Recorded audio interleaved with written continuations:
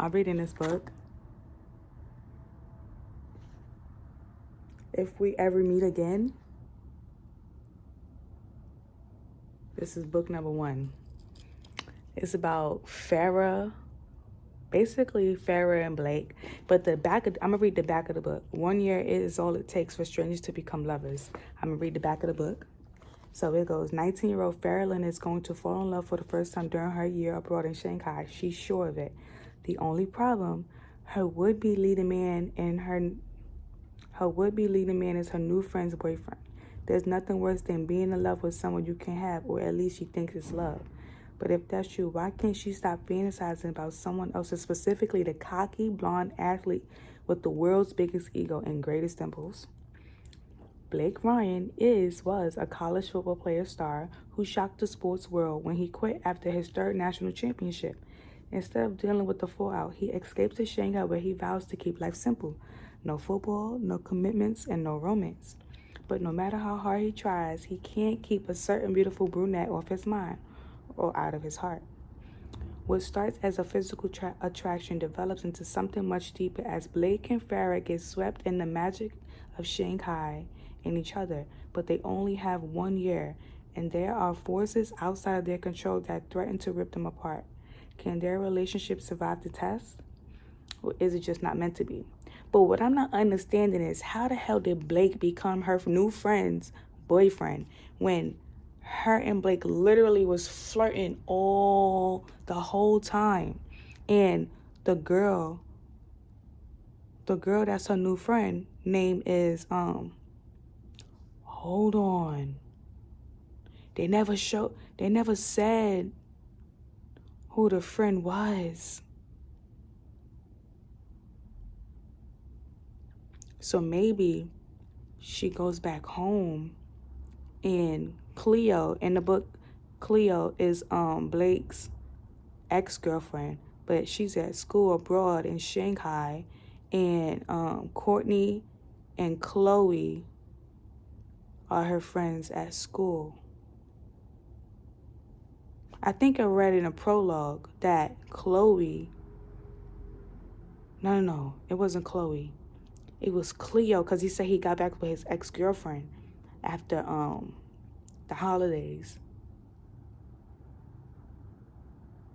I'm remembering shit in real time. But I just got to the part where I think I'm on chapter 12.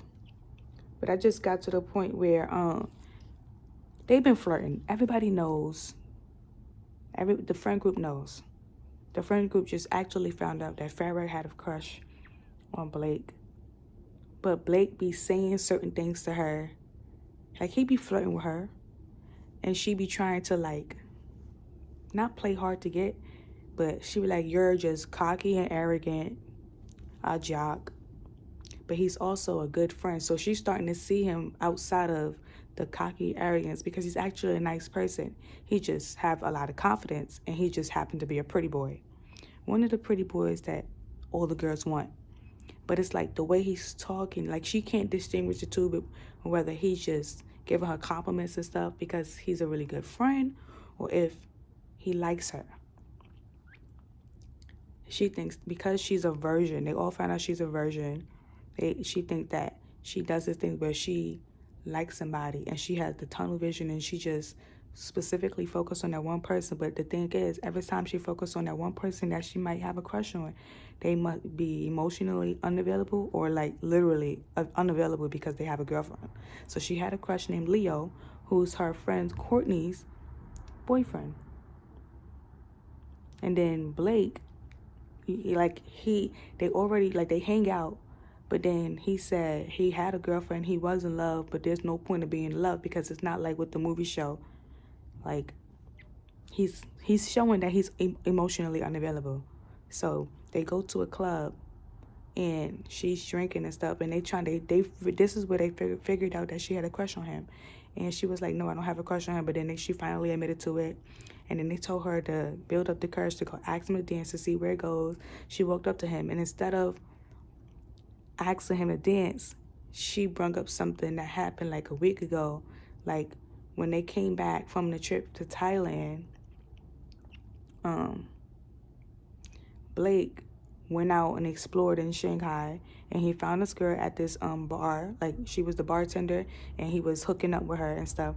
So when Farrah and the rest of the group came back from Thailand, is it Thailand or Thailand? I don't fucking know, but it's whatever the hell it is. But when she came back, she bought him a gift. Like, she was thinking of him, and she bought him a little elephant gift. And while she knocked on the door to bring him the gift, he opened the door at the same time, and the other girl was leaving out his room. So now at this point, they're at the bar, and they's telling her right now to go ask him to dance. So instead of saying let's dance, she took the shot that he gave her, because they jumped off the Macau, the tallest building in China, the Macau Tower. I don't know if I'm saying it right, but 764 stories or feet high, something like that. And she jumped out. He gave her a little pep talk and told her to jump. She jumped, and then he jumped after her and promised her a double shot. So that's what they doing. She went to take that double shot, and as soon as, like, she's supposed to be like, you want to dance? She goes, who is that girl coming out of your room? And they was having a little conversation, and he was like, he do hookups. He do like, if they are physically attracted to each other, they can do the physical attraction stuff without getting emotionally involved with each other, so they could do hookups. And he was trying to tell her, like he was kind of being like, you don't understand and stuff like that. And she was like, so just because I'm a virgin and I haven't done anything, you think I don't understand? He said, I could do hookups too. And she was like, you're like, you know what, fuck it, I'm gonna do hookups too. And she found a random stranger standing next to her, took his shot. He was like, hey. And she said, are you single? He said, yeah. I said, okay, let's go dance. And then she was making out with him, and then Blake came over and pulled them away. He was like, you made your point. I wasn't trying to make a point. I was trying to make out. Okay, wordplay. But yeah. So now they went outside the bar, because they was literally in the middle of the club arguing, and people starting to stop around and listen to them. And he was like, but you're doing, and then when they went outside, he was like, you're doing all of this for what? Like, you're mad worked up for what? You're drunk. He's like, so what? And we're in a bar. That's what you're supposed to do, get drunk. And he's like, why do you even care? You're like, you're doing all of this because of what? Like, what do you care for? And he goes, the same reason you care. So you're admitting that you like her, because now she gets to admit that she like you. But then he goes, I'm going to read it to you. Wait. Let me see. Okay, I'm going to start. I hope I don't trip over my words. He goes, they left the VIP. There was no one near the exit except for the handful of cabbies smoking and chatting by their cars. Farrah gulped in a breath of fresh air. Blake faced her. You're not acting like yourself. Neither are you. You're acting like a dick. I'm acting like a dick? You chewed me out for trying to help you. I told you I don't need your help. And then Blake nostrils flared. Fine, my bad. Go make out with the guy. In fact, go have wild monkey sex and swing from the chandeliers. Chandeliers, see if I care. You do. The words slipped out before Farrah could stop them. Excuse me? He said. She crossed her arms over her chest. You do care, or you wouldn't have pulled them away from me. Maybe she was reading too much into things again. Maybe not. The crisp fall air cleared the fog in her head enough for her to realize Blake was not acting the way a normal friend would act when he saw her kissing someone else. Why? Blake stiffened. I don't know what you're talking about. I'm talking about why you so worked up about who I hook up with. I'm not. You're yelling. I'm not yelling. He yelled louder. Blake rubbed his face. His shoulders slumped. Fuck. Tell me. Farrah's heart raced like she was on the edge of the jumping platform and getting ready to fall. She was going down a dangerous path, but maybe, just maybe, why do you care? Maybe it's the same reason you care. Like, it sounded like he's about to admit that he liked her. Blake said quietly. Why all the questions about me tonight? Obviously because she liked you. Farrah's head pounded in time with her pulse. They stared at each other, the air between them heavy with words neither wanted to say. Because she licked her lips. Her mouth was so dry it didn't help. Blake, I love you. I love you was crazy. And then Farrah's breath caught her in the throat. Giddiness bubbled up inside her. Did he say? Then he goes, I love you like a sister, and I don't want to see you get hurt.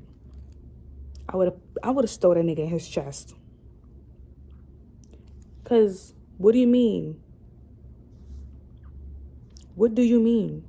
Maybe it's the same reason you can, and then you're going to say, I love you like a sister. I don't want to see you get hurt. We're not friends no more. We're not talking no more. Don't say shit about who I kiss and who I hook up with. I won't say shit about you and who you hook up with, because that right there was crazy. Now, you know that nigga, like, all you do is say, I like you. I love you, but if he said I loved you, it would have been like, I love you before I like you sound kind of crazy. But you could kind of see the build up to if he did love her. Because people fall in love at first sight. But the build up to that was crazy. And to end off like that, I stole that nigga his dress, go back to the hotel room and cry the rest of the night. Oh, I was on chapter 13. The giddiness collapsed. You love me like a sister, she repeated numbly. Sister, worse than friend, worse than enemy. Those things, under the right condition, could morph into something more. Sister was untouchable. He friend-zoned her as fuck.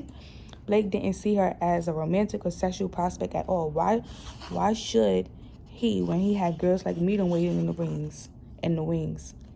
I'm writing like I can't fucking read. Or talk, for that matter. Girls who were beautiful, experienced, and looked like a cross between Megan Fox and a young Angelina Jolie. How could Farrah compete with that? She couldn't, and she didn't want to. Farrah lifted her chin. She'd be damned if she let herself... Sorry, y'all, a little intermission. My sister knocked on the door. But I left off saying she couldn't and she didn't want to. Farrah lifted her chin. She'd be damned if she let herself pine over someone who didn't want her back. She got over Leo. She'll get over Blake.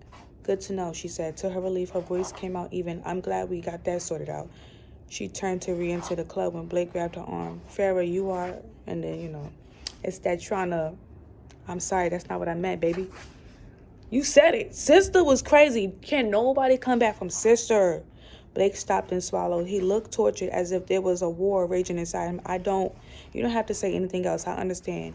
Farrah extricated herself from his grasp and resumed her walk into the bar. She blinked back, the burning sensation behind her eyelids. Now, if you excuse me, I have a friend's birthday to celebrate. Farrah didn't know if Blake followed her. She didn't look back to check. I'd be sick. Because the argument that they had in the club was not an argument for you to be talking about I love you like a sister. You was jealous, my boy. He was jealous, my boy. Oh, I just finished reading chapter 28 and oh, shit.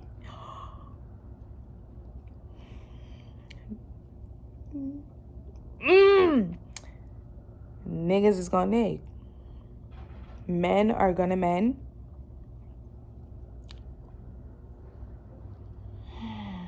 Wow.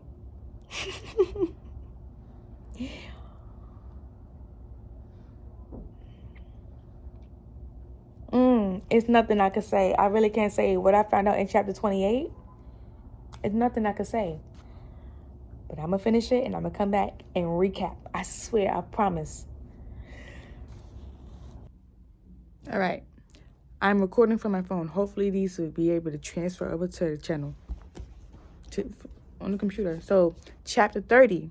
2 weeks later, after Farrah's birthday. Like, he was...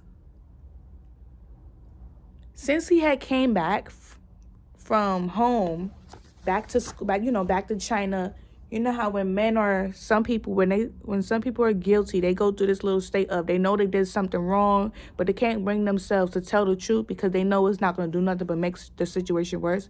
So after her birthday, he was blowing her off 2 weeks of blowing her off. Whenever they had little dates planned, whenever they had plans with the friend group, he was blowing them off and all the other stuff. He was just going out, drinking his guiltiness away so he wouldn't have to think about it and stuff like that. Right? He was like in a self-pity. Like, he really didn't want to tell the truth because he know what he did was bad. And mind you, when they came back, I'm not sure if they came back from anything. I think Farrah was walking outside of two of her friends' door. Remember the boy that she liked? His name was Leo and Courtney. Remember when it was like, when I read the back of the book and it was like she had a crush on, she always seemed to have crushes on people who are emotionally unavailable or somebody who's literally unavailable because they have a girlfriend. So Leo was the first boy she liked when she got there, but he was in a relationship with her friend Courtney. So she was getting muffins to go and she overheard them talking, and Leo and Courtney was arguing like, what they say. Leo was like, you kissed Nardo, another person in the friend group. They made out. But she was like, yeah, I did. It didn't mean anything. It was just one time. But it's like, how do you kiss another person in the friend group when that person also has to hang out? Like, everybody is in a friend group and you going around outside of me kissing people that you're not supposed to be kissing. Like, she cheated. But it was like, they wasn't really together, but they was one of the first two people to get together. So it was like, if they see y'all together and y'all like public but PDA, y'all might as well just be in a relationship. So y'all are off limits. But it was like, y'all are in all of the same friend group. Why would you go and kiss him? That just didn't make no sense. They went to the bathroom, was back there for that long, waiting on the line, but making out. But it's like, if you made out with him, you always wanted to make out with him. You never looked at Leo like this. You wanted to break up the friend group, because that just doesn't even make sense. You go and kiss somebody that's not in the friend group. It makes a difference. As long as it wasn't no. And then he was like, well, at least we didn't have sex. And then Farrah was like, she told Blake what was going on. And I think this happened before I got to chapter 28. I don't exactly remember what chapter, but it happened. And she was, I think it happened afterwards.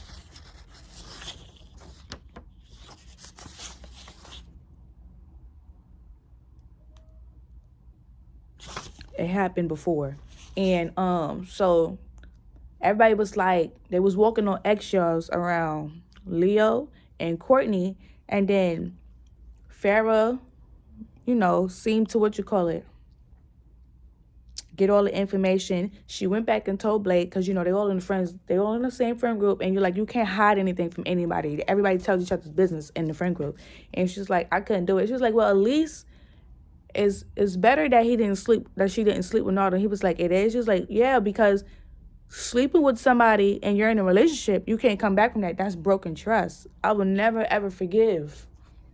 And like, you literally physically cheated on me. A kiss is different, but physically cheating, even though kissing is like is physical, but like, you get what I'm trying to say? Like, you're going all the way with sex.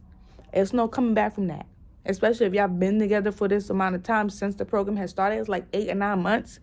And you physically have sex with another person in the friend group. The whole friend group is fucked up. Nardo, we're not friends. It's like you have to pick a side. So if Courtney would have had sex with Nardo, you either still friends with Courtney or you choosing Leo's side. But you have no choice but to choose Leo's side, because Courtney knew that if she went all the way and slept with Nardo, even though she knew she was wrong for kissing him, you knew you was wrong. I can't be around you that you knew it was wrong and you still decided to do it. My lips is mad white. I need to drink some water. My lips look crazy. I have a habit of peeling the skin off my lip, and I just do it until it bleeds. I used to do that with my fingernails. I used to, like, even when they was all the way down here, I used to just bite them off, but then I stopped doing that. And then I just picked up another habit, peeling my lips. And I remember I used to do that because I was watching a scary movie and I was scared. And I was like, ooh, peeling the skin off my lip. Even to the corner bleed, like the top, no, the bottom, I had to stop. And that's when I got used to putting lip gloss on my lip. But I'm so sidetracked. But yeah, she said that to Blake. And at this time, this is when they had came back from break. And Blake was going on in his head about what had happened on New Year's and how he was going to figure out how to tell her. He said he was going to tell her, but then he realized Valentine's Day was coming up. And her birthday was literally after Valentine's Day. Not literally, but like I think a week after. And stuff. So it's like he can't tell her in February because that's just gonna mess up the whole plan. He wanna wait until it's like no holiday or something. But then it's like 2 weeks after her birthday. She's like, all right, you doing too much. You blowing us off. I haven't really gotten to speak to you. You always giving me excuses of why you can't come to my room or why I can't come to your room. He came back from the bar, and as he was coming up, she was standing outside the door. Like, okay, so you gonna tell me what is going on with you? Because you're doing the most. So, you know. And you know, he was struggling with the fact that he cheated on his girlfriend and he got his ex-girlfriend pregnant. And he was like, I just can't tell her the truth. Telling her that I cheated on her is worse than just saying. He decided to go, me and my ex-girlfriend decided to get back together after the holidays. And he was like, and she was like, you're lying. You're lying. You're lying. He was like, because I think he said, no, that was after he said, he was like, I can't do this. We can't be together no more. It was a mistake. And she's like, you're lying. Like, I could see that you still love me in your eyes. Like, it's hurting you so much to even look at me. Like, you're literally shaking. And he was like, I don't love you. I lied. I just said it because I know you wanted that. I'm gonna stole that nigga in his chest. But yeah. And then, like, he refused. Like, he refused to tell her the truth. I mean, I get it. Because it's like, mind you, he was her first, literally. He was her first real boyfriend, her first real love, to say I love you to anybody that she's ever, like, been in a situationship with. First time having sex, all of that with him for 7 months. All of that with him. Chapter 31, that's when he goes, I'm gonna read exactly. And then he tried to be like, I've been busy. And then he really wasn't trying to tell her. He was like, classes, bar plans, that sort of thing. Like, bro. He was like, tell me the truth. And she like, you can trust me. And then that's when he goes, I'm sorry. I didn't want to do it like this, but I don't think we should see each other anymore. She was like, what? He goes, it was fun while it lasted, but the year's almost over and I'm not interested anymore. I'm sorry. And she goes, you're lying. Like, she was playing over the first kiss that they had, the first time having sex, the first time they said, I love you, the speeches that they each did, that he did for her before, like, trying to calm her down so she could jump off that building. And then she goes, you're lying. He goes, I'm not. She goes, you are. She goes, you said you love me. He goes, I lied. And she goes, you're full of shit. He goes, look at you. You're shaking. Literally. And then he goes, Farrah. And then he goes, I got back with my ex-girlfriend over the holidays. I didn't know how to tell you. I love her and I made a mistake here with us. But I'm trying to fix it.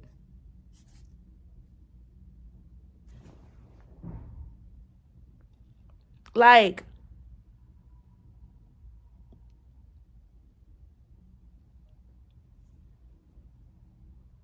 are you serious?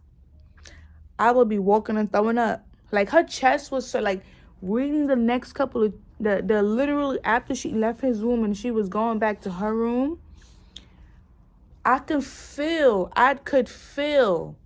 her heart breaking inside. I could literally feel it. Because, what? And I get why I get his whole point of saying he would rather say that to her than to tell her he actually cheated and got his ex-girlfriend pregnant. Her chest would be caving in even more. Like, she wouldn't be able to breathe. I think she would have died of a broken heart. Like, even if he would have lied, because he felt like if he would have told her the truth and said, maybe if he would have lied and said that we kissed, she probably would have been like, it was a kiss. But then that's when he realized, no. She said, if you physically went and slept with the person, it's no coming back from that. So he tried to make it as simple as possible to not tell the truth. My God. Oh my God. I need to get the other books ASAP. That's insane. But you know, men are gonna men. Because you know you got a girlfriend and you out drinking with your ex. Drinking leads you to terrible decisions. Liquid courage makes you do shit that you want to do because it was unresolved issues. First of all, you don't get into a new relationship when you have unresolved issues with the other person. Like, you broke up with her and then you immediately ran to China. That was mad unresolved issue that you had to figure out. So getting into a relationship was crazy. I can't believe he did that to Farrah. That was fucked up. Fucked up. And then the rest of the chapters is basically them getting ready to leave. You know, all the other friends, they wasn't speaking to him. Some of the boys were speaking to him because it's like, she told them exactly what happened, but that just didn't make no sense. It was like, no, you really love that girl. Ain't no way you fake and talk about I lied, I didn't love you. So, because one of the boys, Sammy, who was in a relationship with Chloe, he was like, there's no way. You had so much love for Farrah. There's no way you could have said to her, I didn't love you no more. I got back with my ex-girlfriend. That's bullshit. Complete bullshit. So after they graduated from the certificate program of the abroad program, they had a dance party, and he finally told him the truth. It was like, yeah, the reason why I broke up with her is because when we went home for the holidays, I got too drunk on New Year's, and I slept with my ex-girlfriend, and she's pregnant. But I can't tell Farrah that because she already told me what would happen. And he didn't want to put her in a situation where he broke her heart so bad that he slept with his ex, got her pregnant, and she was going to look at everybody else the same because she deserved to have that type of love that she was wanting when she first came. She's like, I believe I read so much love and romance. I just want to feel that. I believe that I can go to a city and fall in love to the perfect guy. He would have been the perfect guy had he not went and fucked up. All he had to do was go back home, sit there with Cleo, talk about their, situation, let the people around him know we talked it out. We're not getting back together. So I'm going to need y'all to fall the fucking line. I'm a grown-ass man. I can do what I want. I have a new girlfriend, and y'all will be treating her with respect. Just because you like Cleo and because y'all known her since she was a baby, don't mean y'all could disrespect the new person that I am with. Because she didn't do nothing to y'all. She is a new person coming into this situation. Like, I get it's complicated, but treat her with respect. That's all he had to do. But no, he wanted to think with his dick. So now when I read the next book, but then when I was reading them other two chapters, the preview of the two chapters, they didn't say shit about the kid. So now I want to know if she was really pregnant or she was planning to purposely get him drunk for them to both get drunk so he could sleep because she knew that he had a girlfriend.